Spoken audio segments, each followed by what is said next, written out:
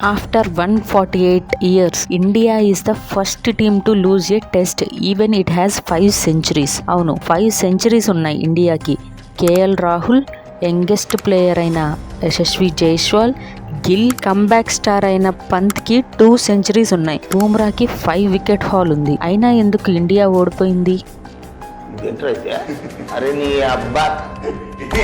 Day 1లో and day 2లో batting చేసిన India 113 ఓవర్స్కి 471 runs చేసింది.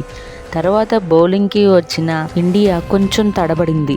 క్యాచ్ మిస్ చేయడం, మిస్ ఫీల్డింగ్ చేయడం అండ్ గ్రౌండ్ కూడా కొంచెం స్లిప్పరీగా ఉండటం, ఇవన్నీ బ్యాడ్ ఫ్యాక్టర్స్ అయ్యాయి ఇండియాకి. కానీ 465కి ఆల్అవుట్ చేశారు ఇంగ్లాండ్ టీంని. బూమ్రా 5 వికెట్ హాల్తో అదరగొట్టాడు ఆ సెషన్లో. డే 4లో సెకండ్ సెషన్లో బ్యాటింగ్కి వచ్చిన ఓపెనర్స్ కొంచెం స్లోగా ఆడటం, గిల్ అండ్ యశస్వి జైస్వాల్ వెంటనే అవుట్ అవ్వడం, పెద్దగా రన్స్ చేయలేకపోయారు.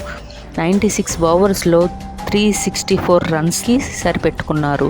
బౌలింగ్లో ప్రెజర్ క్రియేట్ చేయలేకపోయారు సీనియర్ బౌలర్స్. 188 పార్ట్నర్షిప్ బిల్డ్ చేశారు ఇంగ్లాండ్ ప్లేయర్స్ అండ్ ఇంగ్లాండ్ ఓపెనర్స్ని కూడా అవుట్ చేయలేకపోయారు.